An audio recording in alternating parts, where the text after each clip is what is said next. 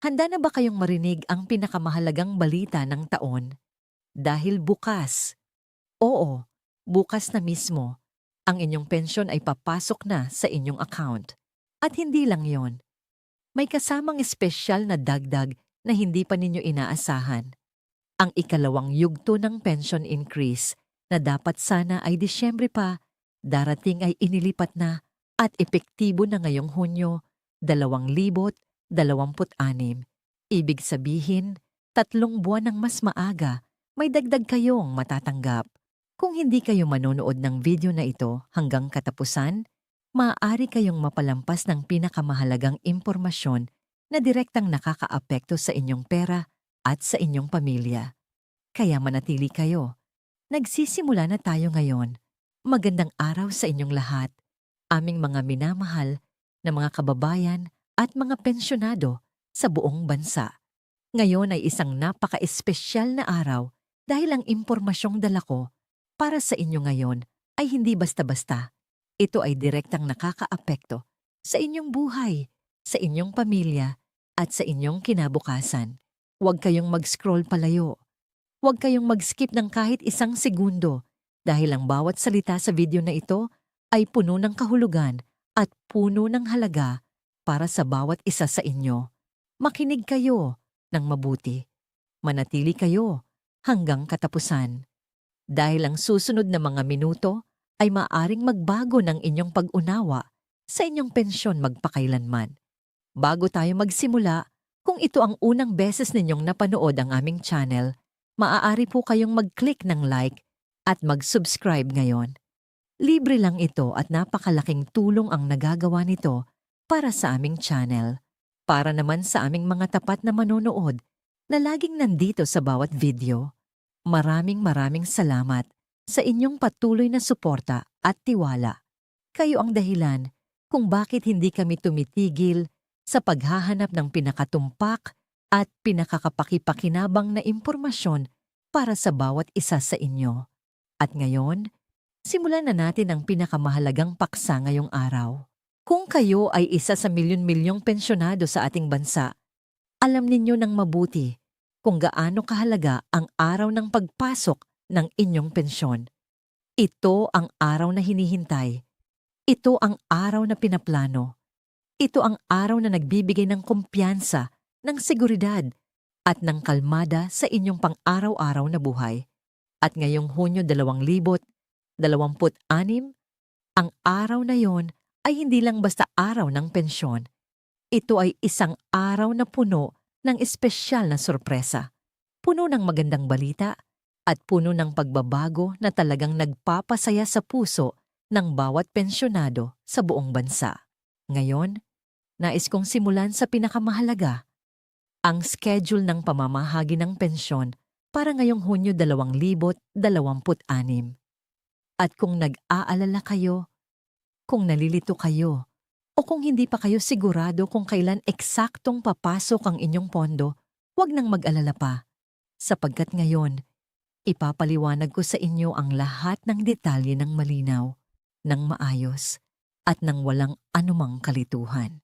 Ang sistema ng pamamahagi ng pensyon para sa Hunyo 2026 ay nahahati sa 2 pangunahing pangkat o tinatawag nating Batch 1 at Batch 2. Hindi ito bagong sistema. Matagal na itong ginagamit. Pero ngayong buwan ay may mga bagay na kailangan nating linawin dahil may mga pagbabago at may mga espesyal na anunsyo na kailangan nating lahat na maunawaan. Ang Batch 1 o ang unang pangkat ay para sa lahat ng miyembro na ang petsa ng pagkakaroon ng karapatan sa pensyon ay nahuhulog sa pagitan ng ika-1 hanggang ika-15 ng buwan. Para sa grupong ito, ang pensyon para sa Hunyo 2026 ay inaasahang papasok sa ika-1 ng Hunyo 2026. At ang isang napakagandang bagay tungkol sa petsa na ito ay ang ika-1 ng Hunyo 2026 ay isang Lunes. Ibig sabihin, walang inaasahang pagkaantala dahil sa katapusan ng linggo o dahil sa anumang piyesta opisyal. Sa araw na yun mismo, Maari na ninyong asahan na ang inyong pensyon ay papasok sa inyong account. Kaya kung kayo ay miyembro ng Batch 1, bukas na ang inyong pensyon. Oo, kayo ay nakakatanggap na bukas. Ihanda na ang inyong ATM, ihanda na ang inyong mga plano, dahil ang inyong pera ay papasok na. Para naman sa Batch 2 o ang pangalawang pangkat, ito ay para sa lahat ng miyembro na ang petsa ng pagkakaroon ng karapatan sa pensyon ay nahuhulog sa pagitan ng ika-11 hanggang ika-31 ng buwan. Para sa grupong ito, ang pensyon ay nakatakdang pumasok sa ika-16 ng Hunyo 2026 na siyang isang Martes. Kaya kung kayo ay miyembro ng Batch 2, huwag kayong mag-alala kung hindi pa pumapasok ang inyong pera sa una ng Hunyo. Iyon ay normal. Iyon ay inaasahan. Ang inyong araw ay ang ika-16 ng Hunyo at iyon ang dapat ninyong hintayin ng may pasensya, ng may kalmada at ng may tiwala na darating ang inyong pondo. Ngayon, may isang bagay na kailangan nating pag-usapan ng mas malalim at mas malinaw. Ito ang isa sa mga pinakakaraniwang dahilan ng pagkalito at pag-aalala sa maraming pensyonado. Kahit na kayo ay nasa iisang pangkat at kahit na pareho ang takdang araw ng inyong pensyon sa ibang miyembro, posible pa rin na may ilan sa inyo na makakatanggap ng mas maaga kaysa sa iba. At ito ay normal. Ito ay hindi katrabaho. Ito ay hindi nangangahulugang may problema sa inyong account o may mali sa inyong datos. Ang katotohanan ay simple lamang. Bawat bangko at bawat sistema ng ATM ay may kanya-kanyang bilis sa pagproseso at sa pag-update ng pondo. May mga bangkong napakabilis mag-credit ng pera sa account ng kanilang mga kliyente. May mga sistema na real-time ang pag-update at may mga sistema naman na kailangan pang lumipas ang ilang oras bago makita ang pagbabago sa balanse. Kaya kung makita ninyong may kakilala kayo o may kapitbahay na nakatanggap na ng kanilang pensyon at kayo ay wala pa, huwag kayong magpanik. Huwag kayong pumunta agad sa ahensya ng pamahalaan. Huwag kayong tumawag ng paulit-ulit sa customer service. Hintayin muna ang inyong takdang araw. Pagkaraan lamang ng inyong takdang araw ng walang pumasok na pondo, doon na kayo magsimulang kumuha ng opisyal na impormasyon at magtanong sa kinauukulang ahensya. At ngayon, dumating na tayo sa pinakamahalagang bahagi ng video na ito. Ang bagay na naghihintay sa inyo. Ang sorpresang sinabi ko sa simula pa lang. Ang dahilan kung bakit sobrang excited ang napakadaming pensyonado ngayong Hunyo 2026. Makinig kayo ng mabuti. Dahil ito ay direktang nakakaapekto sa halaga ng inyong matatanggap. Hindi lang ng ngayon, hindi lang buwan-buwan, kundi sa bawat buwan mula ngayon at sa lahat ng darating pang buwan. Ang ikalawang yugto ng dagdag pensyon, ang tinatawag na second phase pension increase na orihinal na nakatakdang ipatupad sa buwan ng Disyembre 2026 ay inilipat na sa mas maaga pang petsa. At ang bagong petsa ng pagpapatupad nito ay wala ng iba kundi ang Hunyo 2026. Ang buwang ito mismo, oo, tama ang inyong narinig, ang dagdag pensyon na inaasahan sana ninyo maka-5 buwan pa ay matatanggap na ninyo ngayon. 3 buwan ng mas maaga kaysa sa orihinal na plano. 3 buwan ng dagdag na kita para sa bawat isa sa inyo. 3 buwan na mas maaga na kaya ninyong matugunan ang inyong mga pangangailangan at ang mga pangangailangan ng inyong pamilya. Ito ay isang pagbabago na nagdudulot ng malaking tuwa, malaking pag-asa at kasabay na kalituhan sa marami.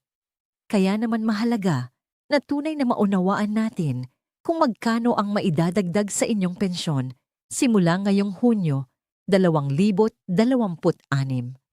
Para sa mga miyembro na nakatanggap ng pensyon dahil sa pagre-retiro, ang tinatawag na retirement pension, at para sa mga nakatanggap ng pensyon dahil sa kapansanan, ang disability pension, ang dagdag na matatanggap ay 10% ng inyong kasalukuyang updated na pensyon. 10%. At ito ay isang malaking bagay Huwag ninyong maliit-maliitin ang 10% ito, sapagkat ang batayan ng computation ay hindi ang inyong orihinal na pensyon bago ang lahat ng dagdag. Ang batayan ay ang inyong pinakabagong updated na pensyon pagkatapos na ng unang yugto ng pagtaas. Kaya kung ang inyong pensyon pagkatapos ng unang pagtaas ay mas mataas kaysa sa dati, ang 10% dagdag ay ipapatong sa mas mataas na halagang iyon. Ibig sabihin, mas malaki pa ang tunay na maidudagdag sa inyong buwanang pensyon kaysa sa inaakala ng marami. Bigyan ko kayo ng isang halimbawa para maging mas malinaw. Sabihin nating ang inyong orihinal na pensyon ay 3,000 piso. Pagkatapos ng unang yugto ng pagtaas, naging 3,300 ang inyong pensyon. Ngayon, ang 10% ng ikalawang yugto ay ipapatong sa 3,300 at hindi na sa orihinal na 3,000 piso. Kaya ang inyong bagong dagdag ay 330 piso at hindi 300 piso lamang. Ibig sabihin, mas malaki pa ang inyong matatanggap kaysa sa iniisip ng marami. At iyan ay napakagandang balita para sa lahat ng miyembro. Para naman sa mga miyembro na tinatawag na survivor pensioners, ang mga nakatanggap ng pensyon bilang mga naulilang miyembro ng pamilya. Ang inyong dagdag ay 5% ng inyong kasalukuyang pensyon. Mas mababa ito kaysa sa 10% para sa retirement at disability pensioners. Oo, kinikilala ko yon. Pero ang mahalaga rito ay ito ay dagdag pa rin. Ito ay karagdagang halaga na dumarating sa tamang oras para tulungan ang bawat pamilya na nakaasa sa pensyong ito para sa kanilang pang-araw-araw na pamumuhay. At kahit 5% lamang sa paglipas ng bawat buwan, ang halagang ito ay may malaking epekto sa totoong buhay ng bawat benepisyaryo. Ang 5% ay maaaring katumbas ng mas maraming pagkain sa hapagkainan. Maaaring katumbas ng gamot na kailangan ng isang mahal sa buhay. Maaaring katumbas ng bahagi ng bayad sa kuryente o tubig. Huwag ninyong maliitin ang mga maliit na halagang ito dahil sa totoong buhay, ang mga ito ang gumagawa ng malaking pagkakaiba. Ngayon, nais ko ring pag-usapan ang isang napakamahalagang paksang kailangan nating lahat na seryosohin, lalo na sa panahon ngayon na puno ng social media at puno ng iba't ibang uri ng impormasyon na lumalabas sa ating mga feed araw-araw. Ang maling impormasyon ay isa sa mga pinakamalaking panganib na kinakaharap ng ating mga pensyonado ngayon. Sa mundo ng Facebook, YouTube, TikTok at iba pang plataporma, napakadaling kumalat ang isang maling balita. Isang post lang na walang pinagbatayan. Isang mensahe lang na nagpapanik ng walang dahilan. Isang video lang na nagbibigay ng impormasyon na hindi mula sa opisyal na pinagkukunan. At agad na kumalat ito sa libu-libong tao bago pa man mapatunayan kung tama o mali ang laman nito. Kung makakita kayo ng post na nagsasabing may malaking problema sa programa ng pensyon, o may nagsasabing binago ang petsa ng pamamahagi, o may nagbibigay ng impormasyon na hindi ninyo narinig mula sa opisyal na pahayag ng pamahalaan, mangyaring huwag agad maniwala, huwag agad magpanik, at lalo na huwag agad ibahagi ang impormasyong yon nang hindi pa ninyo ni-verify ang katotohanan nito. Sapagkat sa pagbabahagi ng maling impormasyon, nagiging bahagi kayo ng problema. At ito ay isang bagay na hindi natin nais. Nais natin na maging bahagi ng solusyon. Nais nating maging boses ng katotohanan at ng katumpakan para sa ating mga kapwa pensyonado. Ang tamang hakbang kapag may kalituhan ay simple lamang. Una, hintayin ang inyong takdang araw batay sa inyong pangkat, batch 1 o batch 2. Ikalawa, kung lumampas na ang inyong takdang araw at wala pa rin ang inyong pondo, doon na kayo kumuha ng opisyal na impormasyon mula sa kinauukulang ahensya ng pamahalaan. Iyon lang. Hindi kailangang pumunta agad sa bangko. Hindi kailangang tumawag ng paulit-ulit sa customer service ng inyong ATM provider. At lalo na, hindi kailangang maniwala sa alinumang nagbibigay ng impormasyon na walang opisyal na pinanggalingan. Ang kapayapaan ng inyong isip ay nagsisimula sa tamang kaalaman at sa tamang pagpili kung saan kukuha ng impormasyon. Nais ko ring ipaalala sa inyo na ang pagbabagong ito, ang paglipat ng ikalawang yugto ng dagdag pensyon mula Disyembre 2026 patungong Hunyo 2026 ay hindi basta-basta nangyari. Ito ay resulta ng mga proseso, ng mga desisyon, at ng mga pagsisikap ng mga taong nagtrabaho para sa kapakanan ng bawat pensyonado sa ating bansa. Ito ay patunay na ang sistema ay hindi namamatay, hindi natutulog, at hindi nagpapabaya. Ang sistema ay patuloy na naghahanap ng mga paraan upang mapagsilbihan ng mas mabuti ang bawat miyembro. At iyon ay isang bagay na dapat nating kilalanin at ipagpasalamat. Para sa mga nagtatanong tungkol sa hinaharap at sa mga darating pang pagbabago, may magandang balita pa rin para sa inyo. Bukod sa dagdag pensyon na matatanggap ninyo ngayong Hunyo 2026, inaasahan pa ang susunod na pagtaas na magiging epektibo pagdating ng Setyembre 2027. Ibig sabihin, ang proseso ng pagpapabuti ng inyong mga benepisyo ay hindi titigil sa Hunyo 2026. Ito ay magpapatuloy. Ito ay lalago. At ang bawat miyembro ay patuloy na magtatamasa ng mga karagdagang benepisyo sa mga darating pang taon. Ang upcoming na karagdagang pagtaas na ito para sa Setyembre 2027 ay nagbibigay ng mas maliwanag na larawan ng hinaharap para sa lahat ng pensyonado. Ibig sabihin, ang inyong pensyon ay hindi nakatayo sa iisang halaga magpakailanman. Ito ay lumalago. Ito ay nag-i-improve.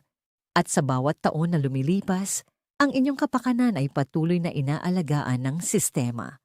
Kaya manatiling updated, manatiling konektado sa mga opisyal na pinagkukunan ng impormasyon, at patuloy na magtiwala na ang inyong mga karapatan bilang pensyonado ay kinikilala at ginagalang. Ngayon, nais ko ring pag-usapan ng isang bagay na madalas nating nakakalimutang isaalang-alang sa gitna ng lahat ng mga numero at mga petsa at mga porsyento. At iyon ay ang emosyonal at personal na kahulugan ng inyong pensyon. Ang inyong pensyon ay higit pa sa isang halaga ng pera na pumapasok sa inyong account isang beses sa isang buwan. Ito ay simbolo ng inyong mga taon ng pagsisikap. Ito ay patunay ng inyong dedikasyon sa inyong trabaho, sa inyong pamilya, at sa inyong bansa. Ito ay kinakatawan ng bawat pagbabago, bawat sakripisyo, at bawat ambisyon na inyong ginawa sa inyong mahabang buhay na pinagsikapan. Kaya kapag nagkakaroon ng mga magagandang pagbabago, tulad ng ipinakilala natin ngayon, tulad ng mas maagang pagtanggap ng dagdag pensyon, tulad ng 10% pagtaas para sa retirement at disability pensioners, tulad ng 5% pagtaas para sa survivor pensioners. Ang tamang pananaw ay hindi dapat takot o kalituhan. Ang tamang pananaw ay pasasalamat, kalmadang pagtanggap, at masayang paghihintay sa mga benepisyong para sa inyo. At sa mga kapwa pensyonado na maaring nag-aalala ngayon, na maaring nahihirapan, na maaring naghahanap ng katatagan sa gitna ng mga pagbabago ng buhay, nais kong sabihin sa inyo ng direkta at ng buong puso, kayo ay hindi nag-iisa. Ang bawat pagbabago na nangyayari sa sistema ng pensyon ay may layuning tulungan kayo. Kayo ang dahilan kung bakit nagpapatuloy ang mga pagpapabuti. Kayo ang dahilan kung bakit may mga taong nagtatrabaho para tiyakin na ang inyong mga karapatan ay napoprotektahan at pinananatili. Kaya magtiwala kayo, manatiling matatag, at patuloy na mangarap ng malaki, kahit sa anumang edad, kahit sa anumang sitwasyon. Para sa mga pamilya ng mga pensyonado na nanood din ng video na ito, nais ko ring sabihin sa inyo, ang inyong tulong at suporta sa inyong mga mahal sa buhay na pensyonado ay napakahalaga. Tulungan ninyong maintindihan nila ang mga pagbabagong ito. Tulungan ninyong ma-verify nila ang impormasyon bago maniwala. At lalo na, tulungan ninyong maabot nila ang kanilang mga benepisyo ng walang kahirap-hirap at walang pagkalito. Ngayong malapit na tayong matapos, narito ang mga pinakamahalagang bagay na dapat ninyong matandaan mula sa video na ito ngayon. Ang pensyon para sa Batch 1 ay papasok bukas sa ika-1 ng Hunyo 2026, Lunes. Ang pensyon para sa Batch 2 ay papasok sa ika-16 ng Hunyo 2026, Martes. Ang ikalawang yugto ng dagdag pensyon ay inilipat na mula Disyembre 2026 papuntang Hunyo 2026. Ang retirement at disability pensioners ay makakatanggap ng 10% pagtaas. Ang survivor pensioners ay makakatanggap ng 5% pagtaas. At ang susunod na upcoming na pagtaas ay inaasahan para sa Setyembre 2027. Isulat ninyo ang mga ito. I-share ninyo sa inyong mga mahal sa buhay dahil ang impormasyong ito ay maaaring napakahalaga para sa kanila. Kung may natutunan kayo mula sa video na ito ngayon, mangyaring i-share ninyo ito sa inyong mga kakilala, sa inyong mga kamag-anak, at sa inyong mga kapwa pensyonado na maaaring naghahanap din ng ganitong impormasyon. Dahil sa pagbabahagi, nakakatulong kayo sa iba na maging mas informed, mas handa, at mas kalmado sa harap ng mga pagbabago. At iyon ay isang napakagandang bagay na magagawa ninyo ngayon mismo bago pa kayo lumayo sa video na ito. Kung mayroon kayong mga katanungan, mga komento o mga karanasan na nais ninyong ibahagi tungkol sa paksa ngayon, huwag mahiyang mag-iwan ng mensahe sa comment section sa ibaba.